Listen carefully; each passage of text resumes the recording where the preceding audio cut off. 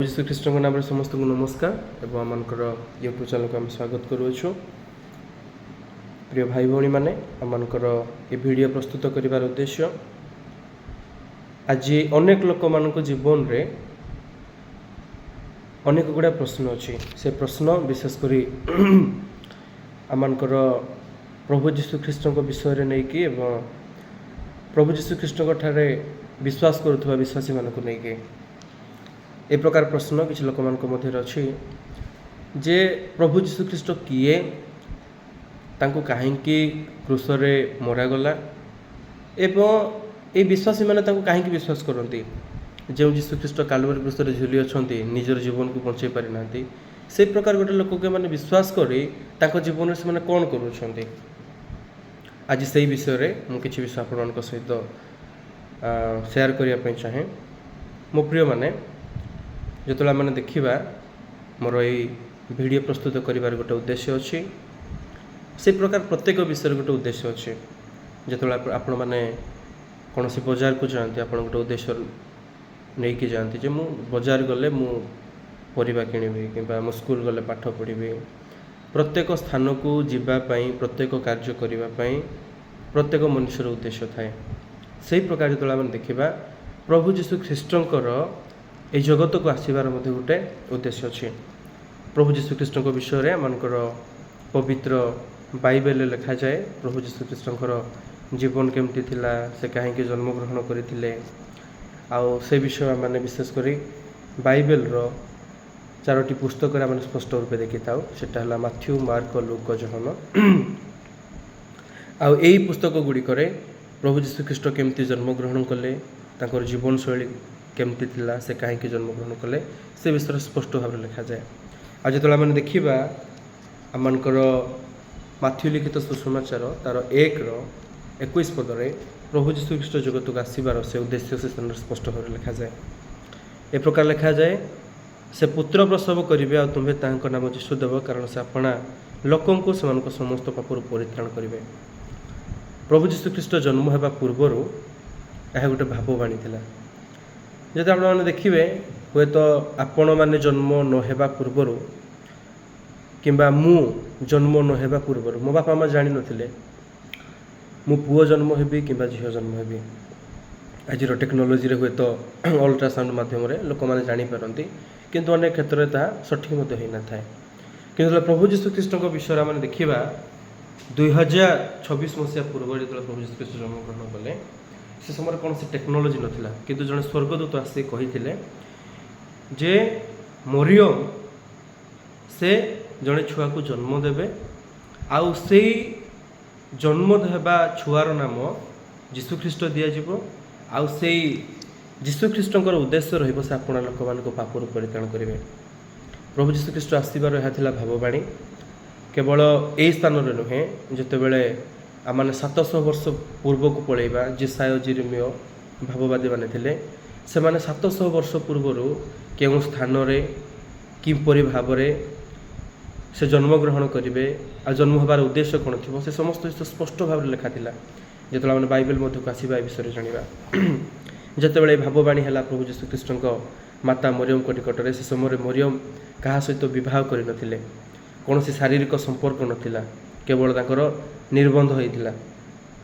आउ तांको कहगला जे तुम्हें बिना कौन पुरुषर संस्पर्श गर्भवती तुम्हें पुत्र प्रसव कर से पुत्र नाम तुम्हें जीशु देव। आज तो मैंने देखा प्रभु जीशुख्रीष्ट ये जगत में जन्मग्रहण कर एकमात्र उद्देश्य आपणा लोक पापरू परित्राण करवा पापरू परित्राण करवा ए पाप कहले कौन आम प्रत्येकटी धर्म जेकोसी आम धर्म को आने विश्वास करूँ आम जानू पाप गोटे पुण्य गोटे अच्छे आमर जागतिक चिंताधारा आम समाज रे लोक मैंने विश्वास करती गोटे लोक कार्य करने द्वारा पाप होता है। उदाहरण स्वरूप जब गोटे लोक चोरी करुच्छी से पापी व्यभिचार कले पापी कि बाइबल मध्य आसे बाइबल जगतर चिंता ठारू संपूर्ण मान भिन्न चिंता दी थाए जो मैंने रमिय तार 3:23 पदर पढ़ा से स्थान लिखा जाए समस्ते तो पाप कर ईश्वर गौरव रहित होती। गीत रचक दाऊद गीत संहितार कहती मातार उदर रे मु पापी है जन्म हेली मु जितेबले जगत को आसिली मोर कार्य द्वारा मु पापी हेली ताहा नुहे जो माता मते मोर उदर मते गठन कले से समय मु पापी ही जन्म हेली गोटे छुआ जो जन्म हुए से पापर स्वभाव नहीं कि जन्म हुए समस्ते पाप कर जो मैंने बाइबल संदर्भ को आसू जो सदाप्रभु परमेश्वर मनुष्य को सृष्टि करते से निजर प्रतिमूर्ति सृष्टि करते मनुष्य ठारे कौन पाप नाला लोभ नाला से कौन मंद विषय करूना कि जो से परमेश्वर आज्ञा को उल्लंघन कला आमर बाइबल प्रथम मनुष्य बा सृष्टि प्रथम मनुष्य आदम हवा से जो भूल कले प्रभु तांको दंड देले एवं से जो भूल कले से भूल स्वभाव पापर स्वभाव प्रत्येक मनुष्य पापी ही जन्म हेले पाप कहले कौन आम तीनोटी पर्यायर पाप को देखि था बाइबल से विषय कही थाए पाप को आम चिंतार करिथाउ कथा कहिबारे करिथाउ एवं कार्य करिथाउ चिंतार पाप कहले कौन जेतले मु जणे लोक को ईर्षा करूछि मु ईर्षा करने द्वारा ता विरुद्ध में पाप करूछि प्रभु यीशु ख्रीष्ट जगत रे थिले प्रभु यीशु ख्रीष्ट प्रकार कहले तुमे केवल व्यभिचार कले तुमे व्यभिचारी बोली गणित हेबो ताहा नुहे जदि कौनसी नारी को तुमे कामना भाव में देखुअछ बा खराब दृष्टि देखुअछ तुमे जने पापी जदि भाई को तुम ईर्षा करुछ तुमे भाई सहित झगड़ा न कर काल तुमे पापी एटा है मानकर चिंतार पाप कथारे पाप जो लोक को आम अभिशाप दे था गाड़ी आम पाप कर कार्य चोरी दारी हत्या मिथ्या व्यभिचार आम तीनोटी पर्यायर पाप करिथाउ आपण मैंने जगतर जेकोसी भौगोलिक परिस्थिति जन्म हुंतु जेकोसी धर्म जन्म हुंतु आपण पुरुष होता कि नारी होता आमान को प्रकार समस्त स्वभाव अच्छी हे तो आम बड़ बड़ पाप करना लोक मान चोरी दारी हत्या मिथ्या व्यभिचार किंतु आम चिंतार पाप करिछु कार्य पाप करिछु आउ से समान पुस्तक रोमियो लिखित रोमियो रे लिखा जाए जे रोमियो 6:23 पदरे पापर वेतन मृत्यु से मृत्यु कहले कौन अनंत काल अग्निमय ह्रद आम समस्त धर्म को विश्वास करुवा लोक मैंने विश्वास करती जो लोक खराब कार्य कर से नरक को जीव ताकू तेल कड़े छणा ताकू कष्ट दिज्व से दंड पाइब बाइबल को जो आसू ताकू नरक भाव में परिचय करा जाए आउ से नरक को जीवाई केवल जो मैंने कर्म पाप कर चोरी दारी हत्या मिथ्या व्यभिचार ताहा नुहे जो मैंने चिंतार भी पाप कर जो मैंने कथार भी पाप कर समस्ते नरक जीवाई योग्य आज जो मैंने देखिए मैंने देखा जगत समस्ते ये तीनोटी जाक पापर समस्त पापर जड़ित अटंती आ समस्ते नरक को जीवाई योग्य अटंती कि जो मैंने देखा से रोमियो 6:23 पदरे आम गोटे सांत्वनादायक वाक्य लिखा जाए से वाक्य है पापर वेतन मृत्यु किंतु ईश्वरंकर अनुग्रहर दान आम प्रभु ख्रीष्ट जीशु सहभागितार अनंत जीवन अटे जदि मैंने पाप कर नरक को जीवाई योग्य से प्रकार अवस्था जो सदाप्रभु परमेश्वर मान को देखिले से अनुग्रह कले जो अनुग्रह मैंने पाइबापी योग्य नथिले से अनुग्रह कौन से निजर अद्वितीय पुत्र प्रभु यीशु ख्रीष्ट को जगत को देले से कहीं देले आम मैंने जो पाप अपराध करियछु आम मैंने जो दंड भोग करने जाऊँ से दंड आम जपरी न भोग कर प्रभु यीशु ख्रीष्ट जमी से दंड को भोग करेंगे से से जगत को ताकू देदेले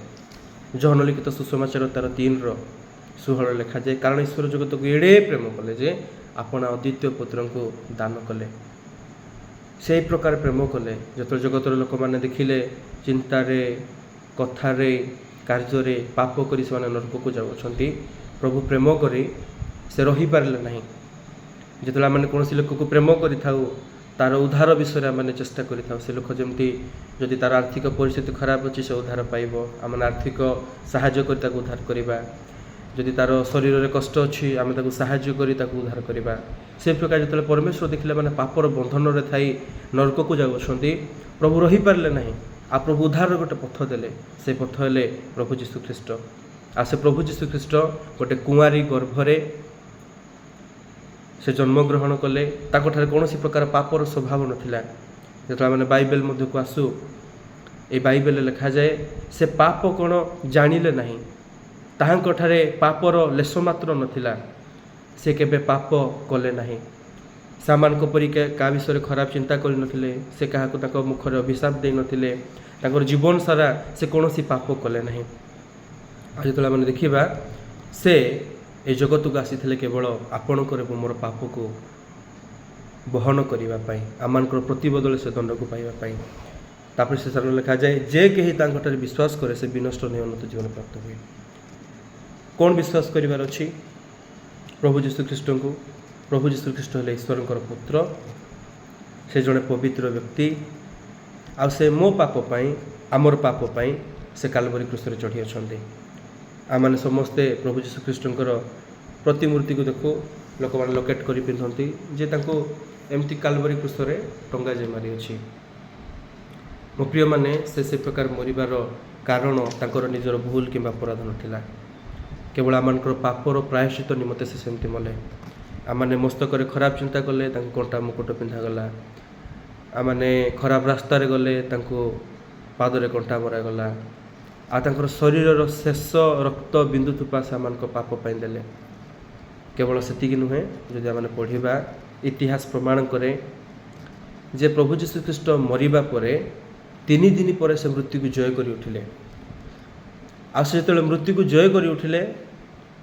ତାଙ୍କର 12 ଜଣ ଶିଷ୍ୟ ତତ୍ ସହିତ 500ରୁ ଅଧିକ ଲୋକମାନେ ପ୍ରଭୁ ଯୀଶୁଖ୍ରୀଷ୍ଟଙ୍କୁ ଦର୍ଶନ କଲେ। ଆଜି ଅନେକ ଲୋକମାନେ ଜଗତରେ ଏ ପ୍ରକାର ପ୍ରଚାର କରନ୍ତି ଯୀଶୁଖ୍ରୀଷ୍ଟକୁ ମାରି ଦିଆଗଲା, କିନ୍ତୁ ବାଇବେଲ କୁହେ, ପରମେଶ୍ୱରଙ୍କର ବାକ୍ୟ ଯାହାକି କଳ୍ପନିକ ନୁହେଁ, ଯାହାକି ମିଥ୍ୟା ନୁହେଁ, ପରମେଶ୍ୱର ବାକ୍ୟ କୁହେ ସେ ନିଜ ସ୍ୱଇଚ୍ଛାରେ ନିଜର ପ୍ରାଣ ଦେଲେ। ଆଉ ପ୍ରାଣ ଦେବା ପରେ 3ୟ ଦିନରେ ସେ ମୃତ୍ୟୁକୁ ଜୟ କରି ଉଠିଲେ। ଆଉ ସେ ଆଜି ମଧ୍ୟ ଜୀବିତ ଅଟନ୍ତି ଏବଂ ସେ ଆଜି ମଧ୍ୟ ସ୍ୱର୍ଗରେ ଅଛନ୍ତି। ଆଉ ପ୍ରଭୁ ଯୀଶୁଖ୍ରୀଷ୍ଟଙ୍କ ଠାରେ ଯଦି ଆମେ ବିଶ୍ୱାସ କରିବା ଯେ ସେ ଆମମାନଙ୍କର ପାପ ପାଇଁ ଜଗତକୁ ଆସିଥିଲେ, ଆମମାନଙ୍କର ଭୁଲ ଅପରାଧ ପାପ ପାଇଁ ସେ କାଲବରୀ କ୍ରୁଶରେ ନିଜର ଜୀବନ ଦେଲେ, ତାଙ୍କ ରକ୍ତ ଦ୍ୱାରା ଆମମାନଙ୍କର ପାପକୁ କ୍ଷମା କରାଗଲା, ତାହେଲେ ସେମାନଙ୍କର ପାପକୁ କ୍ଷମା କରିବା ପାଇଁ ନ୍ୟାୟବାନ ବିଶ୍ୱସ୍ତ ପରମେଶ୍ୱର ଅଟନ୍ତି। ଯେତେବେଳେ ଆଜି ଆମମାନେ ପ୍ରଭୁ ଯୀଶୁଖ୍ରୀଷ୍ଟଙ୍କର ଏହି ସୁସମାଚାର ଆମମାନଙ୍କ ଜୀବନରେ ଆମେ ପାଇଲୁ, ଆମମାନେ ପ୍ରଭୁ ଯୀଶୁଖ୍ରୀଷ୍ଟଙ୍କୁ ଗ୍ରହଣ କଲୁ, ଯେଉଁ ପ୍ରକାର ସେ ଆମମାନଙ୍କର ପାପକୁ କ୍ଷମା କରିବେ। ଆଉ ଯେଉଁ ମୁହୂର୍ତ୍ତରେ ମୁଁ ପ୍ରଭୁ ଯୀଶୁଖ୍ରୀଷ୍ଟଙ୍କୁ ବିଶ୍ୱାସ କଲି, ଆଉ ପ୍ରଭୁଙ୍କ ନିକଟରେ ମୋର ପାପକୁ ସ୍ୱୀକାର କଲି, ହଁ ପ୍ରଭୁ, ମୁଁ ମୋର କଥାରେ, ମୁଁ ମୋର କଳ୍ପନାରେ, ମୁଁ ମୋର କର୍ମରେ ମୁଁ ପ୍ରଭୁ ପାପ କରିଅଛି, କିନ୍ତୁ ମୋ ପାପ ପାଇଁ ତୁମେ ତୁମର ପୁତ୍ରଙ୍କୁ ଦେଲ। ସେ ପୁତ୍ର ମୋର ପାପକୁ, ସମସ୍ତ ପାପର ଭାରକୁ ନିଜର ଶ୍ରୀଅଙ୍ଗରେ ବହନ କଲେ। ଆଉ ସେଇ ଦିନଠାରୁ ମୋ ପାପରୁ ବା ପାପର ବୋଝରୁ ମୁଁ ଉଦ୍ଧାର ପାଇଲି। ଆଉ ମୋ ଜୀବନରେ ପ୍ରଭୁ ଗୋଟେ ଅନନ୍ତ ଜୀବନର ଶାନ୍ତି ଦେଲେ। ଯଦି ଆପଣ ମଧ୍ୟ ସେଇ ପ୍ରକାର ପାପର ସ୍ୱଭାବରେ ଅଛନ୍ତି, ଯଦି ଆଜି ପ୍ରଭୁ ଯୀଶୁଖ୍ରୀଷ୍ଟଙ୍କୁ ଆପଣମାନେ ବିଶ୍ୱାସ କରିବେ ଯେ ସେ ଈଶ୍ୱର, ସେ ମନୁଷ୍ୟ ରୂପ ଧାରଣ କରି ଜଗତକୁ ଆସିଥିଲେ ବା ଆପଣଙ୍କର ପାପ ପାଇଁ କାଲବରୀ କ୍ରୁଶରେ ମଲେ। ସେ ସ୍ଥାନ ଲେଖାଯାଏ, ସେ ଜଗତକୁ ଏତେ ପ୍ରେମ କଲେ ଯେ ଆପଣ ଆଦିତ୍ୟ ପୁତ୍ରକୁ ଦେଲେ, ଯେପରି ଆଉ ଯେ କେହି, ସେ ଯେ ପ୍ରକାର ଭାବରେ ବିଶ୍ୱାସ କରୁ, ସେ ଯେ କେହି ହେଇଥାଉ, ଯେକୌଣସି ଧର୍ମରେ ସେ ଜନ୍ମ ହୋଇଥାଉ, ଯେତେ ବଡ଼ ସେ ପାପ କରିଥାଉ, ଚୋରି ଦାରି ହତ୍ୟା ମିଥ୍ୟା ବ୍ୟଭିଚାର ଯେତେ ବଡ଼ ପାପ କରିଥିଲେ ବି, ଯଦି ସେ ପ୍ରଭୁ ଯୀଶୁଖ୍ରୀଷ୍ଟଙ୍କଠାରେ ନିଜର ପାପକୁ ସ୍ୱୀକାର କରି ତାଙ୍କୁ ଯଦି ବିଶ୍ୱାସ କରିବ, ସେ ତାଙ୍କୁ କ୍ଷମା କରିବା ପାଇଁ ନ୍ୟାୟବାନ ବିଶ୍ୱସ୍ତ ପରମେଶ୍ୱର ଅଟନ୍ତି। ସେଥିପାଇଁ ମୁଁ ପ୍ରଭୁ ଯୀଶୁଖ୍ରୀଷ୍ଟଙ୍କୁ ବିଶ୍ୱାସ କଲି।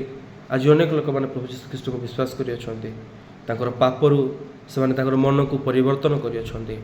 ଏବଂ ସେ ଅନନ୍ତ ଜୀବନ ସେମାନେ ପାଇଅଛନ୍ତି। ଆଜି ସେଥିପାଇଁ ଅନେକ ଲୋକମାନେ ଭାବିପାରନ୍ତି ଯେ ସେ କାଲବରୀ କ୍ରୁଶରେ ମଲେ, ତାଙ୍କୁ ମାରି ଦିଆଗଲା, କିନ୍ତୁ ଏ ଲୋକମାନେ କାହିଁକି ବିଶ୍ୱାସ କରନ୍ତି? ମୋ ପ୍ରିୟମାନେ, ସେ କେବଳ ମଲେ ବୋଲି ଆମେ ବିଶ୍ୱାସ କରୁଅଛୁ ତାହା ନୁହେଁ।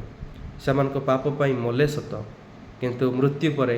3ୟ ଦିନରେ ସେ ଜୀବିତ ହୋଇ ଉଠିଲେ, ଯେଉଁଟାକି କୌଣସି ଅନ୍ୟାନ୍ୟ ଧର୍ମଶାସ୍ତ୍ରରେ ଆମେ ପାଇନାହୁଁ, ମୁଁ ପାଇନାହିଁ।